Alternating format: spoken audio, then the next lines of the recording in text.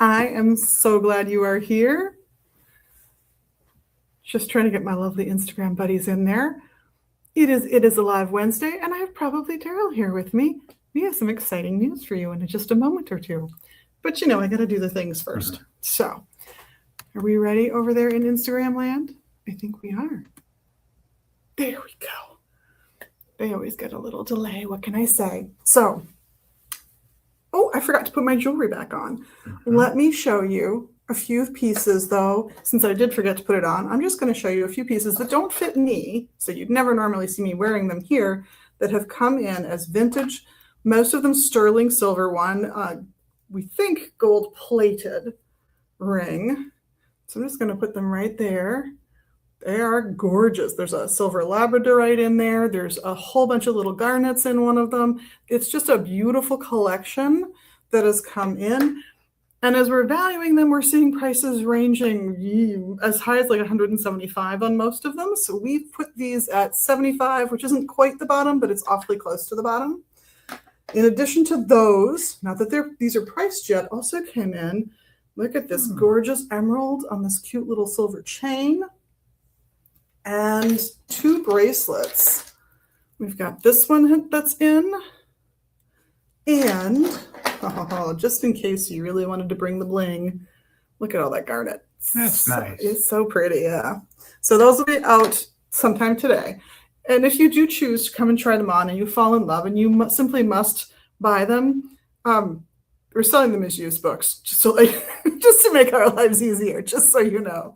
I do have on this lovely piece from Entwined by Design. This is a hand wire wrapped crystal on a nice leather cord, which keeps that price down to like $20, which I love. Other cool things I want to show you. We got a new set of wands in from one of our amazing wand makers. I would, however, point out that there's another amazing wand maker right here. And we'll talk about that in a few minutes. But I thought I'd bring in a couple of the wands that came in just yesterday. So we're in the process of getting these up online as well. So Probably Darrell and this lovely human both make what I would consider to be slightly higher end wands. So we're talking like 100, 150, somewhere in that price range. But they're gorgeous. They're so well made. You even make the box that the things come in. Oh, yeah, for me, yes. I would like to say, though, that when I held the new wands that came in, there was one, Ed just blew me away. I really like his work. Yeah, I do. Even though he's a competitor. Well, that's the best compliment of all, because you both stood there and admired each other's work yesterday. Yeah. They were both happened to be in at the same moment. And yeah, he was like, "Oh, I love that wand." And of course, you were complimentary of his work, which is really nice. Other new stuff. Now, this is not technically new. It's a return that I've already talked about, but I just want to remind you all, Fred Souls has been resurrected. We are slowly getting their stuff back in because I'm waiting for each order to come in before I place the next one, whereas before, we might have had as many as 3 orders in process with them at once. The order I just placed, the order they were packing, and the order they just shipped. They're running about 2 weeks behind right now. And they don't have some of their ingredients, and they don't anticipate having them for a few months. So there will be a few flavors that are going to be impossible to get for a while, but I'm waiting for the last order I placed a little over a week ago to come in. It should be due any day. I'll be calling them today just to check up on it. I will also point out that we still have one copy of our founder, Roger Williamson's and Lee Walters' Enochian Aether's The Angelic Deception, Gnosis as an Alien Artifact. It's a fascinating diary on their coordinated workings, no matter where each of them were in the world. We're going to do the book launch party on this on September, I believe it's the 19th. Yes, Saturday the 19th, along with an art opening with Tamara. I'm really looking forward to both events. We've had her art before, and you guys love it. I know this because you've bought plenty of it. And we will see how the whole party goes that Saturday. As for events that are coming up otherwise, on this coming Saturday, the 15th, that's the 15th, by the way, of August 2026, at 3 o'clock, someone is teaching a practical magic class. Yes. We'll be talking about that more in a little bit. Yes. On Sunday, you can do your Reiki 1 if you're interested in exploring Reiki. That happens on Sunday the 16th. And, of course, story time is at 3. Herb 1 is wrapping up right now, which means I'm getting ready to launch the next round of Herb 1. If you want to participate in the 3-year program here, even if it's just for year 1, come on by and get yourself registered. The payment plans are closed down, so now it is a pay upfront situation because the time for the divided payments is gone. But it is always a fun time, and I'm so looking forward to another crew. We went on a fabulous herb walk last night. We did heart health. Oh, love doing that class. And on Saturday, the 22nd, so in a week and a half, magical astrology at 3:00 with our wonderful resident astrologer. That's Adam or Salim. Sunday, the 23rd at 10, we have the British Traditional Wicca class. At noon, the Reiki share. So if you've got your Reiki 1, 2, or 3, you can come by and we just hang out, share Reiki with each other, talk Reiki. It's a fun time. 3:00, of course, on Sunday, story time for the kids. 4:00, Palmistry 101. Get that class while you can. For our wonderful Eshu is planning on moving back to New Orleans in just a few months. So grab these classes while they're available. Saturday, the 29th, a new class that I'm very excited for, taught once again by, oh yes, Probably Darrell. So we'll be talking about this more too. And I was noticing how many of you guys love our Oracle decks. And we have a regular tarot class, and it's taught by all of our tarot readers, which is lovely. They just sort of take it in turn, and it's a wonderful class. The last one was taught by Margaret, and it was on the scary cards of the tarot. And she got to go super in depth. She had a great time. The students had a wonderful time. It was a brilliant class.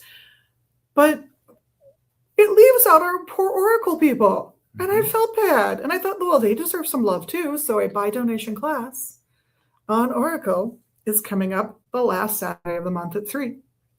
Reiki 2 is in the works for being planned. So if you have your Reiki 1 and you are looking to do your Reiki 2, that's in the works. I did have it scheduled, but then someone asked if I would consider moving it. So I'm trying to figure that out. Otherwise, near the end of the month. And on October 18th, which is a Thursday, Black Willow Starling, the pagan duo musicians, award-winning musicians, will be here to do a concert right when we close at 6. It is going to be a blast. Tickets have been selling, and we do have a limited number, so grab them while you can. I'm really looking forward to this show. That's what I've got for announcements. That's what I've got for cool new stuff. Let me go over when the readers are here so you can get your questions answered. Current reader schedule. We've got, well, you're here twice a week. No, three times a week. I lie. 3 times a week.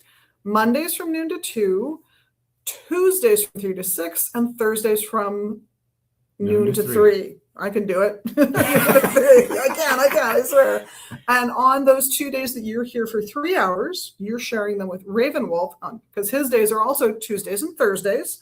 He's here at noon to 3 on Tuesdays when you're not here. And he's here from 3 to 6 on Thursdays when you're not here. So they split the day. Morpheus is the person you share Mondays with, and he's here from 2 to 6. We've got my cheat sheet over here. And Margaret, if you want a reading by a woman, is here on Saturdays only from 3 to 6. Now, all the other time spots right now are filled by Eshu, who does both palm reading and tarot. He's here Sunday from noon to 6. He's here Wednesday noon to 6, Friday noon to 6, and Saturdays noon to 3 because he's splitting that day with Margaret.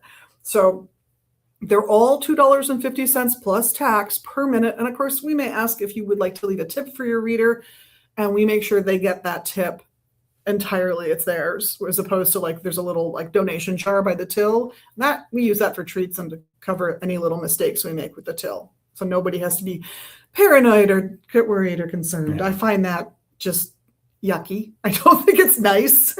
So we don't do that here. We just have a little slush fund. And thank you all so much for that. And occasionally we get a treat, which I also love.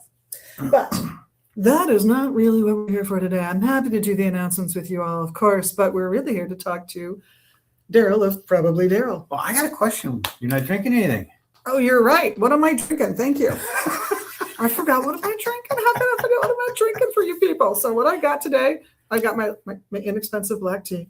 It's true. It's true. It's actually the brand I'm drinking at home at the moment as well. I just have it loose leaf instead of in a tea bag. And because I still don't have a little tea sieve, yeah, I know, I got to fix it. I just dumped some hawthorn berries in here and it's delicious. So it's just a little tiny bit sweet, which is beautiful. Okay. Now you're done. Now I'm done. Now I can talk to you about stuff. So tell me everything. Tell me. Right, so first we're going to start talking about this weekend. Yes. Okay, witches' runes. And if anybody's ever wondered what witches' runes are, is that they're just another set of symbols. I don't know how well these are going to come out, but it's the crossroads. Here, and I will model. You got the crossroads, and you have the interlocking rings. I would imagine that's about relating to things. Yeah, and this is like things. Abundance for growth of the cornfields and such. And yeah, right. You have the brightness, sunshine. Yep. And of course you got the stars. And a variety of other ones. And this is my own personal set. And this one here is the Triskel, and it got cracked on me really bad. And as you can see, I repaired it, but it definitely shows its cracks in life. But it shows that it's left. Yeah. And then you can see with the eye, Mm. Yep. Then we have the winds and things of change and such. And there's others, but anyway, the point is that there's a variety of runes out there besides the Futhark runes. Yeah. And with the witches' runes is, if you go online and look them up, there's generally a consensus of what they are. There are some different versions of it. Yes. And there's other ways of doing witches' runes, because there's, again, it's not like the Futhark where they have a lot of rules already, with a lot of history behind it. This is something that is developing, and people can make their own. So like me, I made some that are dice, wood dice. I drew on them. I put I actually, two of the elemental symbols are there. There's actually blank ones. I don't know if you can see this. The top one there is blank, and that means there's no message there. But I put some of the regular runes in there, because you can see the crossroads and then the birds and then the sickle. Those are regular witches' runes that you'll find online, but I added some of my own things to customize it to me, and I made them into dice where I can roll them. And I feel like that worked really well for me. So the witches' runes is going to be a discussion about the 13 main runes, but also what you can do to make it yours, what you can do to customize your own ideas and your own thoughts. And by doing that, really, it's more of a intuition type reading, especially when you can make it your own, that's going to be this Saturday at 3. We're going to be doing that class. Nice. We're not going to be making runes, but if you need a set of runes, I know where you can get a set. Magus Books and Herbs, I believe. So that will be this Saturday for the witches' runes. Any questions on witches' runes? What can you say about where they do actually come from? Where they actually come from, I'm going to be honest with you. Yeah. I've looked it up, and I really can't come up with a good answer for that. I believe that. There's stories out there. Yeah. But it's legends, tales. Yeah. But it almost seems like it's more of a development that we've had in the past 50 years than anything. Yeah, it really is. That's true. Yeah. But as far as using symbols for things, that goes back thousands of years. Yes. I mean, I don't think they called them witches' runes back when they were doing things, 1,000 years ago.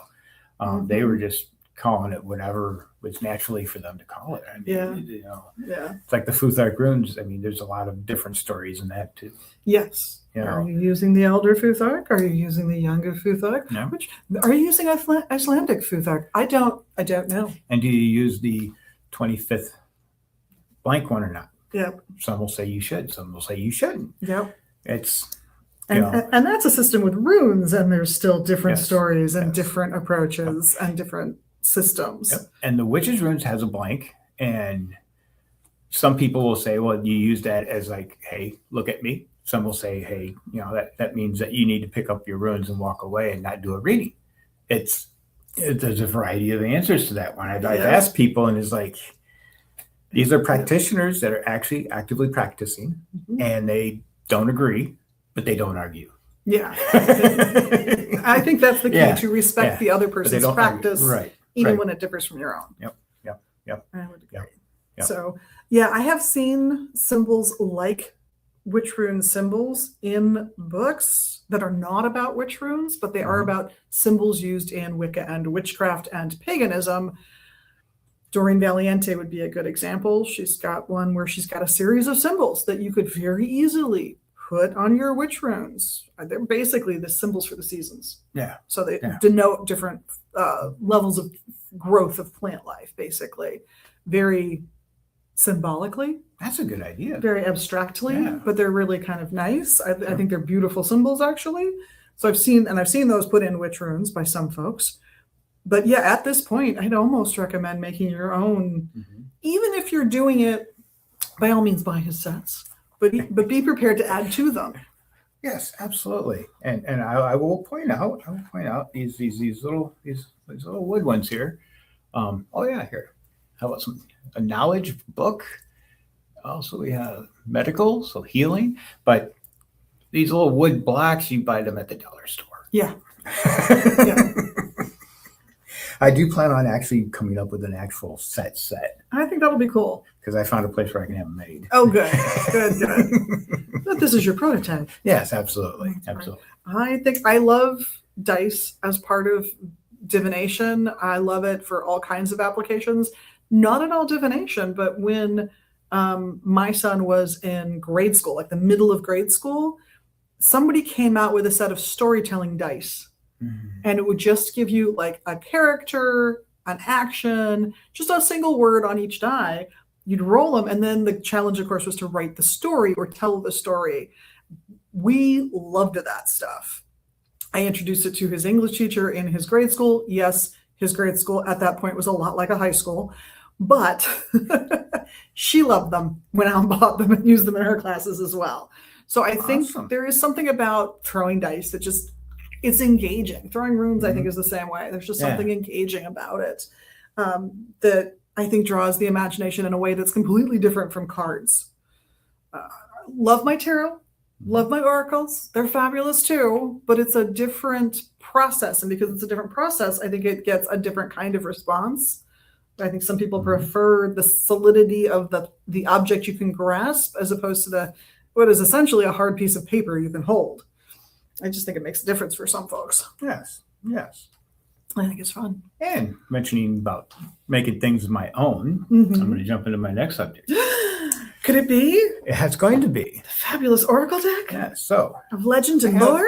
I have my wonderful Oracle deck here, all 105 cards. And I love the shape of these cards. Yeah, and there are a variety of artwork. In full disclosure, the artwork was done by me and my best friend AI because I'm not that good of an artist. So the first edition that I'm publishing is going to be this edition that I have here. This edition, besides the 105 cards, I have come up with a book. Yay! Now the book that's coming out is slightly different. I put some words on the front. So this is just a proof copy that I went through and I proofread and definitely made some alterations to it, but it is set up where all the cards have entries, at least 2 pages. Some are 4 pages with color pictures. There is a really good section on, let me get here. Okay. How to conduct the reading, because it is a hexagonal spread, I guess you could say, but there's no real memorization of what the spread is about, because the only things you need to remember whenever you place something is where the elements are. And on the cards, you can see where there's a high spirit and there's a water, there's an air, there's a fire, there's an earth and a low spirit. And it's written on every card. So it's kind of hard to lose sight of that because it's in front of you. I tried to make this simple for me. But the cards themselves, just because of that shape, they add to each other. Nestle them basically together and can go off on whatever tangent you want, which means there's not necessarily ever going to be a standard layout. Correct. Because it's all intuitive, even how many cards and where you place them. Yep. Because sometimes I'll have 6 cards out and that'd be a very short reading and they've received the message they wanted to receive. And then they're Fortunately, they're done and I don't make much, but that's okay. Then there's other times where I'll have a lot of, 20 cards out. They'll want to dig deeper, and I will pick up that card and I will start over and just keep going. So in doing the spread in the chapters, like here I have activity 1, which is the basic 6-card spread, and it covers all that. And then that would be an initial reading that you could do. Then the activities go into digging a little deeper. As you can see, dig a little deeper, get in a little more cards out there, clarify stuff, find out how to get past something. So if you have a card and it's a challenge, I like to put the 3 cards around it that are exposed and say, well, this is what you need to do to get past this challenge. And that's not necessarily how you have to do it, but that's what I do. And then I do have a small thing about digging overly deep. And that's where we're actually picking up the card that you really want to dig deep into and then starting over, that sort of thing. And if you can do those activities, that's it. And even in the book, it says, that's it. You've got this. That's really the extent of it. Technically, you should be able to do an intuitive reading even without the book, in theory. Just by responding to the artwork you see and the language on the cards and what they mean to you. Exactly. Will get you most of the way there, if not all the way there. And then if you want more, well, there's a book. There is a book. I'm also going to introduce the idea that there's also a chapter on numerology. I personally don't use numerology very Numerological much. thinking. But I find that sometimes the numerology really resonates with the person I'm doing the reading for. The card will come out and it'll have a certain number which really has a meaning for that person, and it's in a really important spot. And they say something, and then we end up talking about it, and then it takes the reading in a different direction. So numerology does come into play sometimes for me. I don't look for it a lot. If I'm looking for like a yes/no answer, numerology helps, because you can use the odd and even, one being yes, one being no, and then multiple cards. You just, if you have 4 and 3, then it's maybe that way. If they're all the same, then you're like, hey, this is really definite type of answer. But yeah, there's a thing on numerology. There's also a small chapter on awakening your intuition. And it's basically saying to use your intuition, see what you see coming out of the cards. One card could have multiple meanings based on the reading. A good one was my spider card. Sometimes it means something scary. Sometimes it means multiple legs to a problem. Sometimes it's the web and how things are interconnected and how life is so difficult. So that, there could be multiple meanings for any card. I do cover the philosophy behind the different elements. In this case, I say 6 elements, which I know there's 4, but I include the high spirit and low spirit in order to make the 6 for the cards. I feel that works out really well because the low spirit is at the bottom, and that's where we have everything. That's everything. That's us in the real world. And then you have the earth, air, fire, and water. So you take those in the middle and you take them out of that low spirit, and all you have left is high spirit, spirituality. And that's the idea behind the cards. So anyway, the exciting thing about this is that my Kickstarter starts September 1st. Last night, Kickstarter informed me that they approved the Kickstarter. Yay. I didn't know. It looks like they actually, when they go to the approval, an actual person looks at it. That's it. Oh, that's nice. Yeah, it is, because then they sent me a message and a long list of things saying, this is how you can approve it. So I have some work ahead of me. All right. I have to make some improvements. I have to be more clarifying. That's probably one of my biggest drawbacks, is communicating all the details. Sure. So it will be available. I'm going to run this Kickstarter for 60 days. And I just hope a lot of people want a copy of my deck. It's going to be priced at $65 for the book and the cards and a box. Nice. That's a good price for a small published deck with a book. Yeah. And then I also have a version of it I'm going to make 20 copies of that are they come in a oak wood box that I make. Nice. I haven't made one yet, so I can't show it, but I will be working on that soon. But you have made boxes for the ones you sell, the nicer ones. They're going to be very similar construction, except they're going to have hinges. Oh, excellent. So if you would like to see the kind of material used, you can stop by and look at one of his wands. Yes. There's the dragon wand, I think, at the moment. Yes. I believe that's what's out there. Yes. Yes. The copper and the dragon. Yes. It's gorgeous. Yes. There's also a hardbound version of the book to be available also on the Kickstarter. I can't remember the price point on that one. But it's there. But it's there. It will be there. It will be there. Which I'm excited about. And like I said, the inside does have color pictures. It's not just black and white. It does have color. That was something important for me. I think that's a good idea. For my cards, it needed the color. Needed the color. Yeah, I agree. Because especially when you got, which we have my favorite one with color. Where are you at? And I should be able to find it really easy because they're alphabetical. Which does help if you're practicing. I love this one. So I'm going to show you. There we have the Fool. And it's definitely a different take on the Fool. True, but I do like the Fool there. Yeah. And sometimes the Fool reads like the Fool in tarot. Mm-hmm. And sometimes he reads differently. Just based on the reading and the person I'm reading for. Sure. Because to be honest with you, he kind of looks extraterrestrial too. He does. Yes. It looks like this might be a foreign project and really a new thing for you. Yes.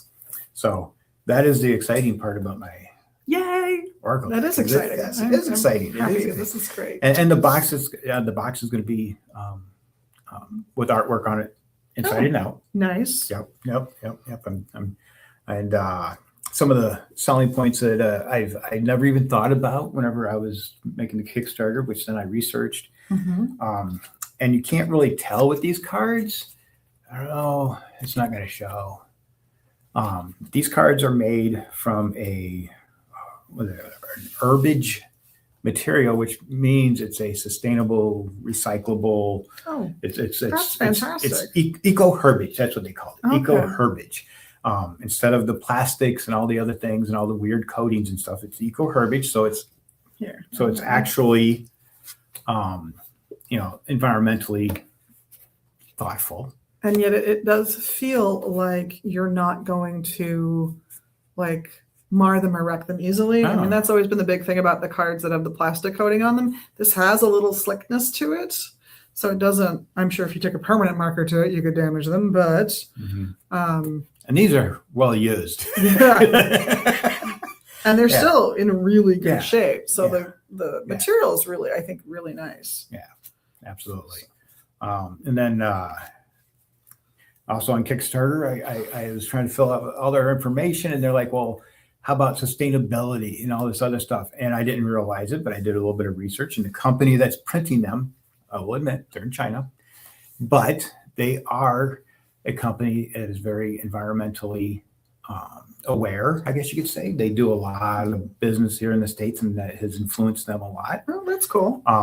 Well, honestly, China as a whole has needed to clean up their act on that anyway. Yep, and they've made great strides as a country in the last several years. So, but the details will be on the Kickstarter. So if you want to read the details about who's manufacturing them, you can read them. And then they also talked about challenges. Oh. Kickstarter asked you about challenges. What kind of challenges would I have with this? And one of them was geopolitical disturbances. Yeah. So yes, I have also found a company here in the United States where I can get these printed also. Good. But I can't get the eco herbage.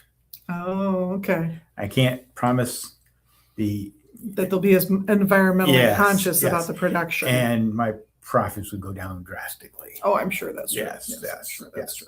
But in the event something like this does happen, I made sure that I was prepared for it. That's smart. Because I don't want to get tripped up on stuff. Yeah. The other thing is the actual printing of the book. I'm going to say that I did. I signed up for the better quality paper. Mm-hmm. I signed up. I didn't go for the high definition full color, Mm-hmm. because my pictures are not in high definition. They wouldn't do any good. Yeah. But I did go with a quality print rather than the basic. And you can feel it, honestly. Having a few of the upstart publishing companies that we've dealt with this year, I can't stand the cover material. I don't like the quality of the paper.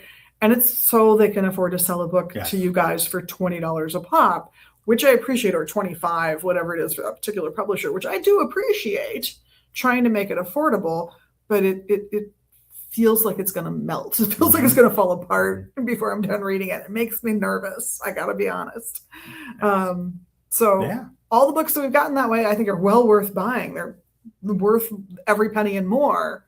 But yeah, I kind of feel like I have to buy 2 copies of those books. One that will stay nice and one I can read, which I don't usually. I mean, I'm pretty nice with books. Being a bookish person, I know, look at the background, right? I'm pretty nice to books. I was raised to be pretty nice to books, so I don't usually think I need a second copy of a book. Some of those I do think you should just get 2 right out of the gate and stick one on a shelf and keep one to read.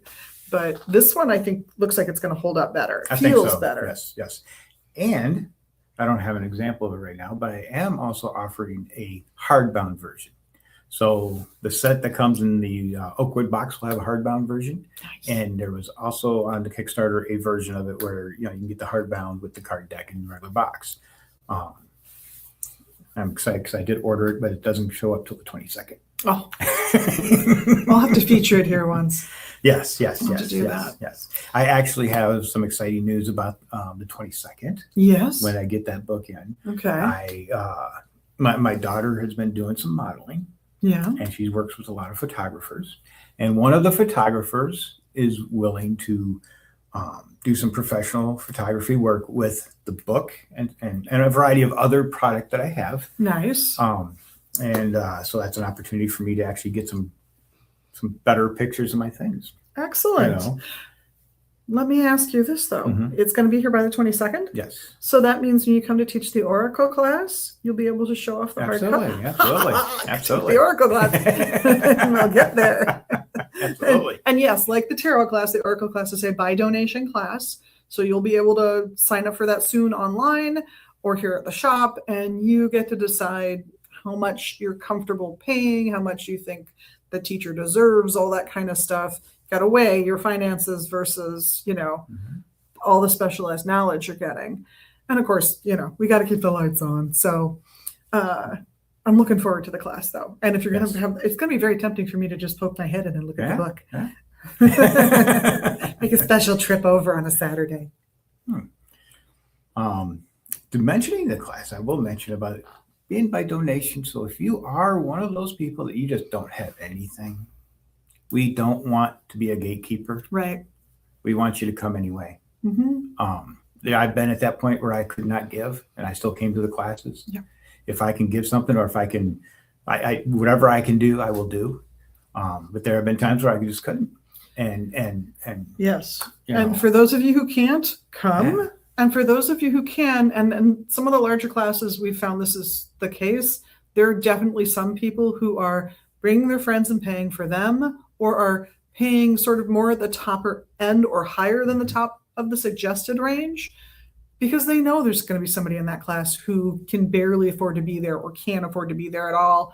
Yeah. And they give. And for those of you who do that, if that's you, thank you so much on behalf of the teachers, us here at the shop, as well as that student whose fee you helped cover. That's truly generous, and it's very much appreciated. It's part of what helps us keep going with all the by donation classes. I've loved doing them. I just did an herb walk last Sunday. It was a blast. That was a by donation class. And I think we've got one more scheduled for September. And then by then I'm expecting, not to be able to do an herb walk in the neighborhood, unfortunately. But September. So next round of growth will be up. I'll have to make that one. You make that one. It'll be fun. Yeah. Are you threatening me with that white stuff? That white stuff? I am slightly, you never know. I mean, we are in the phase of global warming, which means more extremes more often. Yeah. That is how that translates, actually. It's not warming, it's warming and freezing. and then warming quickly again. Yes. So Yes. I have to figure in October there's a chance Yes. that there will be snow. And I'm also kind of figuring that the local plants are expecting it to be snowing by then and really might not be showing off very much anymore. So September. Yeah. That'll Yeah. be the last herb walk for the season. We'll start up again probably in May. And that'll be fun. There you go. But you brought a Yes. ton of Okay. oracle decks, though. So I'm doing an oracle class, right? Yeah. Okay. So to dispel the possible thought that, oh, it's going to be all about his deck, I will say that I am going to start the oracle class off talking about the fairy oracle. Nice. The fairy oracle. And the reason is because if you've never seen the fairy oracle, this is the kind of artwork that's in there. And then, I like this guy. This guy's pretty cool. Gorgeous little cards. Yeah, they are awesome. I bought this at a really cool bookstore called Magus Books and Herbs. It was a used deck. Mm-hmm. And I like this one. I still haven't done anything with it. The blank. Yes, the blank. But you have a lot of cards of different types, and this guy here, the honesty guy, is telling me to say, hey, there's a lot out there besides my deck. Yes. My deck's cool. Of course it is. This is the first oracle deck I ever bought because Oh, wow. 1989, when I started doing the tarot, it was like tarot and only tarot. It's only going to do tarot because, no, you don't do oracle. Oracle is just, Because it's pure silly stuff. No, until I ended up with this deck. I got this deck for the artwork, and basically, except for like one or two cards, when I was reading them, it was so natural. I didn't even need the book. Nice. And I was like, wow, I could do this. And that's how I ended up with mine. So I'm going to talk about this deck first. And then there's going to be I'm not sure exactly how we're going to guide the class through, but there's all types of different things. So we have another thing I have is the Celtic totem animals. They don't really call them oracle cards, but they're basically oracle cards, but it's the animals. There we go. It's the animals, the badger. And what if I got my favorite in here? Great little deck. Where's my favorite? And as opposed to your 100 plus card deck, this is a very small deck. And that's one of the key things about an oracle deck. It could be 3 cards, it could be 300 cards.